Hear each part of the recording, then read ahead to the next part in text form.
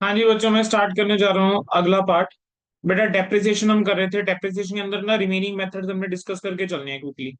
बेटा remaining methods के लिए ना देखो, एक आपका आ जाएगा कौन सा वाला मेथड होता है, sum of year of digit method होता है। याद है sum of year of digit वाला मेथड? क्या करते थे बेटा उस मेथड के अंदर? कौन बता रहा है मुझे?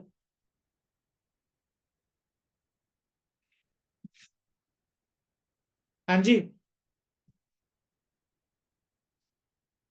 चलो जी। जो जो से आपके मेथड बचे थे, सबसे पहले बेटा एक आपका मेथड होता है sum of year of digit method. Sum of year of digit method के अंदर बेटा हम क्या करते हैं, इसके अंदर अगर मुझे एनुअल डेप्रिसिएशन निकालनी है तो एनुअल डेप्रिसिएशन निकालने का क्या तरीका है, आप ओरिजिनल कॉस्ट लीजिए एसेट की, और उसमें से क्या माइनस कर दीजिए, एस्टिमेटेड स्क्रैप वैल्यू जो है उसमें से माइनस कर दीजिए। ओरिजिनल कॉस्ट लो, उसमें से एस्टिमेटेड स्क्रैप वैल्यू ले लो। बेसिकली डेप्रिशिएबल अमाउंट लेनी है आपने। इसको आप डिवाइड किसके साथ करके चलते थे, नंबर ऑफ ईयर्स। इसको मल्टीप्लाई से करोगे, number of years including the present year. Number of years including present year से आप उसको क्या कर देंगे, मल्टीप्लाई कर देंगे of remaining life of asset. जितनी बचे रिमेनिंग लाइफ है एसेट की, ठीक है, उससे। और इसको फिर आप डिवाइड किससे करते थे, हम डिवाइड इसको करते हैं total of all digits, total of all digits of life of asset. ठीक है, जितने भी लाइफ ऑफ एसेट के ऑल डिजिट्स हैं उसके साथ हम क्या करते थे, डिवाइड करते थे। सपोज करो कि किसी एसेट की यूजफुल लाइफ से 10 ईयर्स है, तो यहाँ पर बेटा टोटल करने का क्या तरीका होता था, एक होता था आप करेंगे 10 + 9 + 8 + 7 + 6 + 5 + 4 + 3 + 2 + 1। दूसरा तरीका क्या होता है कि एक फॉर्मूला है n n + 1/2। तो आई कैन सिंपली से 10 × 11/2, तो ये कितना आ जाएगा, 55 आ जाएगा। तो अगर मान लीजिए कि मुझे डेप्रिसिएशन निकालनी है सिर्फ 6th ईयर की, तो 6th ईयर की डेप्रिसिएशन निकालने के लिए हम क्या करेंगे, तो वो कहता है कि 6th ईयर निकालने के लिए अगर मान लो आप कह रहे हो कि टोटल लाइफ 10 ईयर्स है, तो इंक्लूडिंग द 6th ईयर हमारे पास कितने साल बचे हैं, अभी 5 ईयर्स बचे हैं। Including the 6th year we do have still 5 years.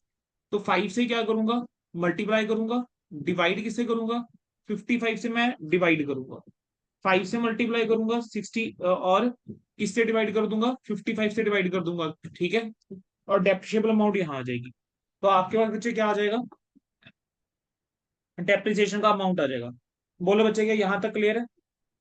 क्या ये चीज क्लियर होती है? अच्छा, एक मेथड और यस होता सर। था, एक मेथड और होता था, प्रोडक्शन वाला मेथड होता था, है ना। प्रोडक्शन आर मेथड के अंदर क्या करते थे, उसके अंदर डेप्रिशिएबल अमाउंट को आप मल्टीप्लाई किससे कर देते थे, जो भी आपने प्रोडक्शन करी है ड्यूरिंग द ईयर, और उसको हम डिवाइड बेटा किससे करते हैं, डिवाइड करते हैं जो भी एस्टिमेटेड टोटल प्रोडक्शन रहेगी, कि टोटल प्रोडक्शन जो है वो कितनी रहने वाली है, उससे आप डिवाइड करते थे। अब मैंने आपको ना एक क्वेश्चन डाला था दोनों कंसेप्ट को मिलाकर। जी, डेप्रिसिएशन का मैंने एक टेस्ट लिया था बेटा। ठीक है, डेप्रिसिएशन का जो हमने एक टेस्ट लिया था, उस टेस्ट के अंदर बेटा मैंने एक क्वेश्चन डाला था, मैं वो वाला क्वेश्चन आपके साथ डिस्कस कर लेता हूँ।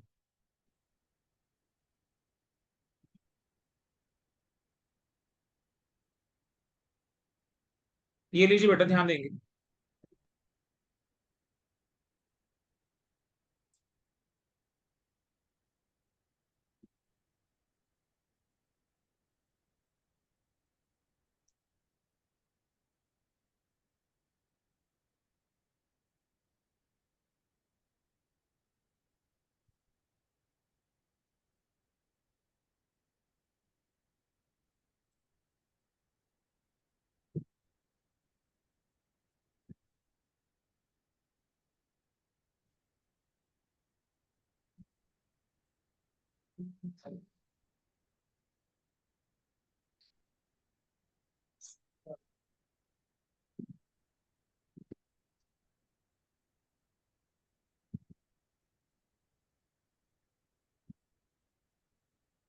चलिए बेटा, ये क्वेश्चन था आपका बेटा। इसके अंदर डेप्रिसिएशन कैसे निकलनी थी, चलिए देखिए, दो मेथड आपके कवर हो जाएंगे बेटा। वुडलैंड हॉस्पिटल है, उसने एक एक्सरे मशीन परचेज करी 50 लाख रुपए की। 1 अप्रैल 2017 को एक्सरे मशीन परचेज करी है, कह रहे हैं 5 साल की मशीन की लाइफ है, और SD value is 5 lakh rupees. कितने एक्सरेज हो जाएंगे, टोटल 9,000 एक्सरेज हो सकते हैं इस मशीन से। एक्सपेक्टेड जो एक्सरेज हैं, कह रहे हैं पहले साल 1500, दूसरे साल 2000, तीसरे साल 2500, चौथे साल 1800, और पांचवें साल कितना, 1200। आपको डेप्रिसिएशन निकालनी थी, तो डेप्रिसिएशन कैसे निकालूंगा? अगर मैं ईयर 1 और ईयर 2 के लिए बात करके चलूं, तो फॉर ईयर 1 एंड ईयर 2, तो यहाँ पर डेप्रिसिएशन निकालने के लिए हम कौन सा मेथड यूज करके चलेंगे? प्रोडक्शन यूनिट मेथड जो है बेटा हम यूज करके चलेंगे। और प्रोडक्शन यूनिट मेथड जो है बेटा वो क्या कह देता है? प्रोडक्शन यूनिट मेथड के अकॉर्डिंग हम क्या करेंगे, जो भी आपकी कॉस्ट होगी मशीन की, जो हमारे केस के अंदर होगी 50 लाख, उसमें से मैं माइनस कर दूंगा रेजिडुअल वैल्यू 5 लाख रुपीज, और इसको डिवाइड में किससे करूंगा? Total expected output. Total expected कितने हैं, कितने एक्सरेज हो जाएंगे? 9,000। हमने पहले साल कितने एक्सरे करे? 1,500। और दूसरे साल कितने एक्सरेज कर रहे हैं हम? बेसिकली 45 लाख डिवाइडेड बाय 9,000 और मल्टीप्लाई बाय 2,000। तो पहले साल की मुझे बोलना डेप्रिसिएशन कितनी आई? क्या पहले साल की डेप्रिसिएशन आ गई 7.5 लाख? और दूसरे साल की डेप्रिसिएशन बेटा कितनी आ जाएगी फिर? दूसरे साल की डेप्रिसिएशन आ जाएगी बेटा 10 लाख आ जाएगी।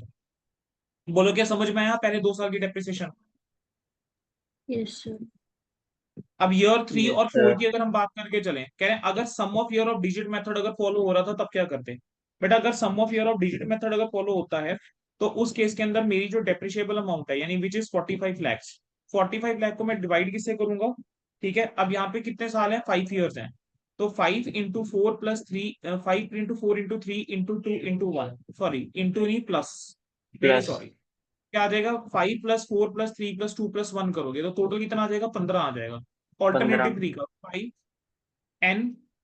n+1 यानी 6/2, तब भी कितना आ जाएगा? 15। तो 15 जो आ गया वो टोटल आ गया। तो इसको हमने डिवाइड किससे करना है? डिवाइड तो करना है 15 15 से, से। मल्टीप्लाई किससे करना है? जितनी आपकी रिमेनिंग ईयर्स बचे हैं इंक्लूडिंग द करंट ईयर। तो अगर मैं थर्ड ईयर की डेप्रिसिएशन निकाल दूं तो तीसरे साल को मिला के 3 साल बचे हैं, तो इंटू 3/15। और अगर मुझे चौथे साल की डेप्रिसिएशन निकालनी है तो 45 लाख इंटू 4/15। ठीक है, इस तरीके से क्या निकलेगी? सॉरी, 2/15, फोर्थ और फिफ्थ रह गया ना, चौथा साल और पांचवा साल, तो 2/15। 45 लाख इंटू 3/15 समझ में आया, और 45 लाख इंटू 2/15 समझ में आया। क्या हो जाएगा? Yes sir. यहाँ आ नौ जाएगा 9 लाख लाख रुपए, और यहाँ कितना आ जाएगा छह बच्चों? लाख 6 लाख रुपए। तो ये आपका आंसर था। ठीक है, खत्म हो गया ये। चलिए, अगला मेथड बेटा कौन सा है? अगला मेथड जो है वो आपका डिप्लीशन का आ जाता था। अब machine hour method, machine hour method के अंदर भी सेम ही कंसेप्ट चलता है कि टोटल कितने मशीन आर आपकी वो चलेगी ड्यूरिंग द करंट ईयर, आपने कितनी मशीन आर यूज करे उस अकॉर्डिंग है। उसके लिए आप अपने इलस्ट्रेशन नंबर 4 देख सकते हो, और डिप्लीशन मेथड के लिए इलस्ट्रेशन नंबर बेटा 6 देख सकते हो खुद से एक बार। अब मुझे अगला कंसेप्ट आपको रिवैल्यूएशन का याद करवाना है। बेटा रिवैल्यूएशन के कंसेप्ट के अंदर क्या चीज करी थी याद करो। सर रिवैल्यूएशन के अंदर हमारे पास दो तरीके की रिवैल्यूएशन हो सकती है। एक तो है या तो इंक्रीज हो रहा है या डिक्रीज हो रहा है। ठीक है, एक है या तो अपवर्ड रिवैल्यूएशन हुई है या डाउनवर्ड रिवैल्यूएशन हुई है, यानी डिक्रीज हुआ है। अब अपवर्ड रिवैल्यूएशन के अंदर भी हमारे पास क्या है? एक होता है नॉर्मल केस और एक होता है एक्सेप्शन। इसी तरीके से डिक्रीज में भी हमारे पास ऐसे ही होता है, एक होता है नॉर्मल केस और एक होता है बच्चे एक्सेप्शन। ठीक है, एक्सेप्शन क्या थी और यहाँ नॉर्मल केस क्या था? नॉर्मल केस की बात है, मतलब अगर आपके एसेट की वैल्यू बढ़ी है, तो बेटा होता क्या है, प्रॉपर्टी प्लांट इक्विपमेंट को आप डेबिट करेंगे, क्रेडिट आप क्या करके चलोगे? रीवैल्यूएशन सरप्लस को आप क्रेडिट करके चलोगे। याद आ गया बच्चे? Yes sir. और अगर यस आपका सर। डिक्रीज होता था तब क्या करते थे? Profit and loss account debit to property plant and equipment करते थे। यस याद सर। आ गया? हम्म। एक्सेप्शन की बेटा अगर मैं बात करके चलूं, एक्सेप्शन के अंदर क्या होता था कि पहले डिक्रीज हुआ था फिर इंक्रीज हुआ था। अगर बेटा पहले डिक्रीज हुआ था तब आपने क्या करा होगा? प्रॉफिट एंड लॉस अकाउंट को डेबिट करा होगा। तो वो कहता है कि टू द एक्सटेंड अपने प्रॉफिट एंड लॉस अकाउंट को डेबिट करा हुआ है, सबसे पहले आपको उसको रिवर्स करना पड़ेगा। तो मैं प्रॉपर्टी प्लांट इक्विपमेंट डेबिट करूंगा, क्रेडिट क्या करूंगा? P&L। और क्या क्रेडिट करूंगा फिर? रिवैल्यूएशन बैलेंस के लिए सरप्लस। क्रेडिट करूंगा रिवैल्यूएशन सरप्लस या रिवैल्यूएशन रिजर्व। ठीक है, सिमिलरली यहाँ पर एक्सेप्शन क्या थी कि पहले इंक्रीज हुआ था और फिर गिरा है। जब पहले इंक्रीज हुआ था तो उसके पास आपके पास क्या पड़ा होगा? रिवैल्यूएशन रिजर्व या रिवैल्यूएशन सरप्लस पड़ा होगा। तो कह रहे हैं अब वैल्यू को गिराने के लिए सबसे पहले आपको रिवैल्यूएशन सरप्लस को ही क्या करना चाहिए? रिवर्स करना चाहिए। तो रिवैल्यूएशन रिजर्व हो गया, रिवैल्यूएशन सरप्लस को आप क्या करोगे? रिवर्स करोगे। फिर आप P&L डेबिट करके चलोगे, देन आपका क्रेडिट क्या हो जाएगा? PP। ठीक है बेटा, बोलो ये क्लियर है? Yes sir. Yes sir. चलो जी, बेटा आपके कंसेप्ट तो हैं इस चैप्टर के सारे खत्म कर दिए। अच्छा, एक कंसेप्ट जो बचा है, that is the concept of the intangibles. बस एक इंटेंजिबल का कंसेप्ट रह गया है। इंटेंजिबल एसेट्स के ऊपर क्या लगती है बेटा? इंटेंजिबल एसेट्स के ऊपर लगती अमोर्टाइजेशन। है amortization। एमोटाइजेशन। इंटेंजिबल एसेट्स के ऊपर क्या लगता है? अमोर्टाइजेशन। अब अमोटाइजेशन। अमोर्टाइजेशन का कंसेप्ट जो है कोई डिफरेंट नहीं है। आप अपनी बुक साथ में ओपन कर लीजिए सारे बच्चे, अपनी बुक बच्चे साथ में ओपन कर लो। ठीक है, study material module number 1 open कर लो, डेप्रिसिएशन चैप्टर ओपन कर लो। कर लिया। डेप्रिसिएशन चैप्टर के अंदर आप लोग आ जाएंगे कौन से पेज के ऊपर? पेज नंबर आ जाओ 5.30 के ऊपर। बेटा बेसिकली अमोर्टाइजेशन किसके ऊपर लगती है? इंटेंजिबल एसेट के ऊपर लगती है। सीधा वो इलुस्ट्रेशन नंबर 13 के ऊपर। इलुस्ट्रेशन नंबर 13 के अंदर क्या था बेटा, कि उसने कहा था कि कुमार R&D कंपनी ने क्या करा है, एक पेटेंट रजिस्टर करा, और वो पेटेंट जो है वो इंटेंजिबल एसेट के क्राइटेरिया को मीट कर जाता है। किस दिन मीट करता है? 1 जुलाई 2021 को वो कह रहे हैं कि पेटेंट क्राइटेरिया को मीट कर गया, और 28 लाख रुपए की आपकी कॉस्ट लगी इसको बनाने की, और 2 लाख रुपए क्या लगे बेटा? लीगल फीस लगी बेटा रजिस्टर करने की। तो बेटा क्या कॉस्ट के अंदर ये लीगल फीस भी इंक्लूड होनी चाहिए? तो आंसर है यस। ठीक है, तो आपके पास ये कितना आ गया? टोटल कॉस्ट आ गई 30 लाख रुपीस की। अब कह रहे हैं पेटेंट जो हमें ये मिला है वो कितने साल के लिए मिला है? 10 साल के लिए। क्वेश्चन ये था कि डेप्रिसिएशन आप कितनी लगा के चलोगे? ठीक है, कि बेसिकली अमोर्टाइजेशन कितना लगा के चलोगे? तो हर साल कितनी अमोर्टाइजेशन लगाएंगे बेटा? 30 3 lakhs. Lakh. Straight line method आप यूज डिवाइड करोगे, बाय टू, डिवाइड करोगे डिवाइड 10 बाय से। 10। 3 10 लाख। तो आपके पास 3 लाख आ जाएगा। तो every year you will charge 3 lakh as the amortisation expense. ठीक है, अब पेटेंट का जब मैं अकाउंट बनाऊंगा तो जो 28 लाख रुपए का खर्चा करा है हम वो करेंगे। डेफिनेटली यहाँ पर भी आपका क्या होगा? टाइम फैक्टर इनटू प्ले आएगा। तो ये जो 3 लाख है ये पर एनम है, ये पूरे साल का है। अब पहले साल क्या होगा? 1 जुलाई से लेके 31 दिसंबर, तो 6 महीने की ही हम अमोर्टाइजेशन लगाएंगे। तो अकाउंट इसका कैसे बन जाएगा? आप पेटेंट अकाउंट बनाकर चलोगे। पेटेंट अकाउंट के अंदर 1 जुलाई को जो आपने खर्चा करा था 28 लाख रुपए का कॉस्ट, पहले आपने उसको रिकॉर्ड करा। आपने यस सर। रजिस्ट्रेशन के लिए चार्जेस पे करे, तो टू बैंक आ जाएगा, फिर से 2 लाख रुपए, टोटल हो गया 3 लाख रुपए। 31 दिसंबर को जब साल क्लोज होगा यहाँ पर आप क्या लिखोगे? By amortisation. और बाय अमोर्टाइजेशन के अंदर आपकी अमाउंट कितनी आ जाएगी सर? 30 लाख 1.5 के लाख। ऊपर। बेसिकली 3 लाख तो पूरे साल की है। ठीक है, तो 3 लाख लेकर चलोगे। 3 लाख पूरे साल का है, 6 महीने का कितना? 6 महीने का 1.5 लाख।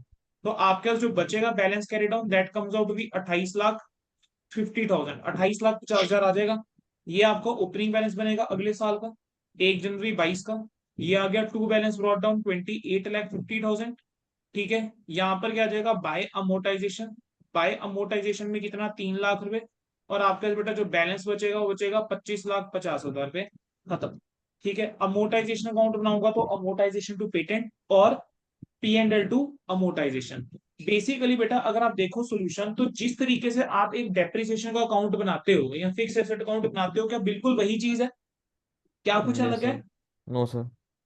इलुस्ट्रेशन नंबर 14 देख लीजिए बच्चों एक बार। इलुस्ट्रेशन नंबर 14 के अंदर क्या था कि अब हमने क्या एक्वायर करे हैं? स्ट्रीमिंग मूवी राइट्स एक्वायर कर ली। क्या एक्वायर कर लिए? स्ट्रीमिंग राइट्स एक्वायर कर ली किसी मूवी के 18 लाख रुपए के। और हमने कॉन्ट्रैक्ट करा है कि हम 10 साल तक ये मूवी जो है वो दिखा सकते हैं, तो 10 ईयर्स की स्ट्रीमिंग राइट एक्वायर कर लिए। कह रहे हैं अब फोर्थ ईयर की बिगिनिंग में क्या हुआ, कि चौथे साल की बिगिनिंग में ही हमें वो लगा कि व्यूवरशिप जो है वो गिर रही है। ठीक है, तो हम कह रहे हैं कि मूवी जो है अब हम जो स्ट्रीम करेंगे वो सिर्फ 5 ईयर्स के लिए ही करेंगे, नेक्स्ट 5 ईयर्स के लिए ही करेंगे। यानी 3 साल हो चुके हैं कंप्लीट, और अब हम 5 साल और करेंगे। तो हमने क्या करा, क्या यहाँ पर हमने जो यूजफुल लाइफ है उसके अंदर रिवीजन करी है। और सेम कंसेप्ट हमारे पास डेप्रिसिएशन में भी आता है, कि अगर यस आपकी सर। यूजफुल लाइफ के अंदर चेंज हुआ है तो देखो बेटा होगा क्या। 18 लाख रुपए का था और 10 साल की लाइफ थी, तो 10 से अगर मैं डिवाइड करूंगा तो हर साल 1,80,000 अमोर्टाइजेशन होना चाहिए था। तो at the end of 3 years, ठीक है, कितनी वैल्यू रह जाती? तीसरे साल के एंड में वैल्यू तो रह जाती 12,60,000 की। 12,60,000। 12,60,000 कैरिंग अमाउंट होता। अब 12,60,000 जो है वो कैरिंग अमाउंट है। अब हमारे पास वैसे देखा जाए रिमेनिंग लाइफ 7 साल बची है, बट आपने उसको रिवाइज करके कितना 5। कर दिया? 5 साल और कर दिया।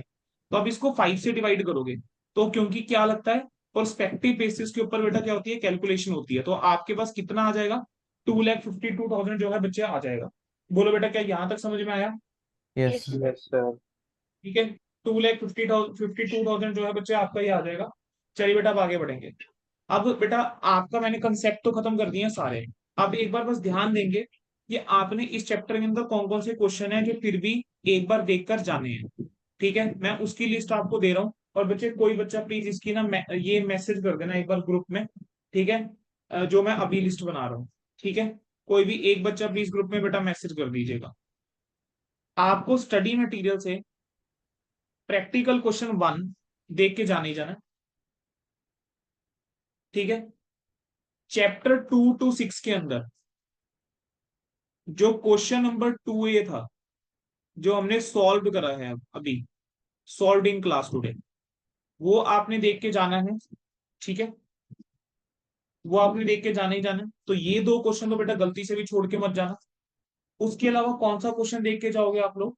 आप लोग देख कर जाओगे प्रैक्टिकल क्वेश्चन नंबर 5 आप लोग देख कर जाएंगे बच्चे। ठीक है, प्रैक्टिकल क्वेश्चन नंबर 5 देख कर जाओ। उसके अलावा इलुस्ट्रेशंस की अगर मैं बात करके चलो, तो बेटा देखो ये एक ऐसा चैप्टर है जिसके अंदर वही है, क्वेश्चन को ध्यान से पढ़ोगे और कंसेप्ट क्लियर है तो ज्यादा दिक्कत आती है नहीं। स्टिल अगर एक इलुस्ट्रेशन मुझे आपके स्टडी मैट से अगर बता के चलना हो फिर भी, तो आई वुड से कि गो फॉर इलुस्ट्रेशन नंबर, एक तो इलुस्ट्रेशन नंबर मैं 12 चाहूंगा, अब एक बार देख जाओ। ठीक है, इलुस्ट्रेशन नंबर 12 के अलावा एक क्वेश्चन जो और आप देख के जा सकते हो अपनी बुक में से, that is illustration number 9। But नहीं भी देखोगे इलुस्ट्रेशन नंबर 9 चलेगा। ठीक है, हाँ ये कर सकते हो, जो डिप्लीशन वाला एक क्वेश्चन है वो देख जाओ बच्चों। डिप्लीशन वाला एक क्वेश्चन देख जाना, that is your illustration number 6। Illustration number 6 देख जाना बच्चों। ठीक है, चलिए अब बात करके चलिए, ये तो हो गए स्टडी मैट के क्वेश्चंस। अब आरटीपी के क्वेश्चंस की मैं बात करके चलूं, तो एक मैं चाहूंगा आप लोग देख के जाओ आरटीपी दिसंबर 2023 का क्वेश्चन, बेसिकली क्वेश्चन नंबर 3 जो मैंने आपको दिया हुआ। इसके अलावा बेटा एक क्वेश्चन जो आप लोग देख कर जाओ,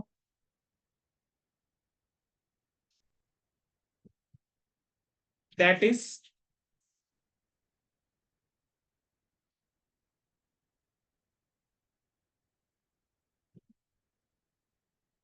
आरटीपी दिसंबर 2019 का सवाल, आरटीपी दिसंबर 2019 का सवाल।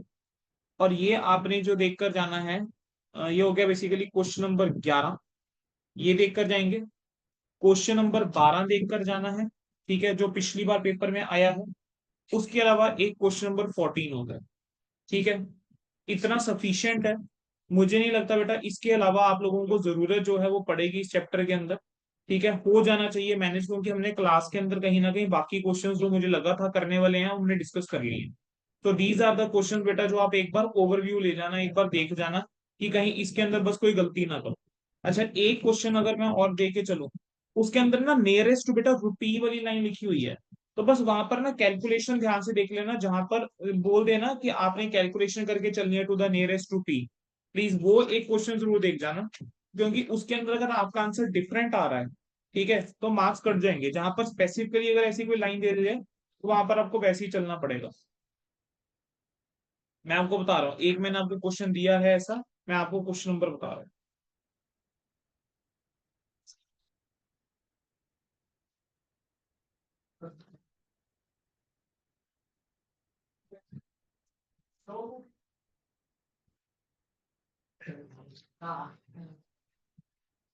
सफिशियंट है बच्चे, इतना कर लीजिए, आई थिंक डन है। यस, ये कर लीजिए बेटा। ठीक है, मतलब मैंने आपको बताया कि जिस बच्चे ने स्टडी मैट पहले करा हुआ है वो अब इस टाइम भी नहीं भी देखेगा, पर्पस सॉल्व हो जाता है, कोई ऐसी दिक्कत नहीं है। लेकिन ये जो 4 क्वेश्चन है ना बेटा, ये जरूर देख जाना। आरटीपी दिसंबर 23 बोल रहा हूँ मैं, आरटीपी दिसंबर 19, question number 3, question number 11, question number 12 और क्वेश्चन नंबर 14। ठीक है, ये तो देख ही जाना। बाकी कहीं ना कहीं मैंने बेटा अपने आप ही क्लास में आपको कवर करवा दिए हैं, जो मुझे लगा था कि प्रैक्टिस जिससे हो सकती है। चलिए बेटा, ठीक है जी।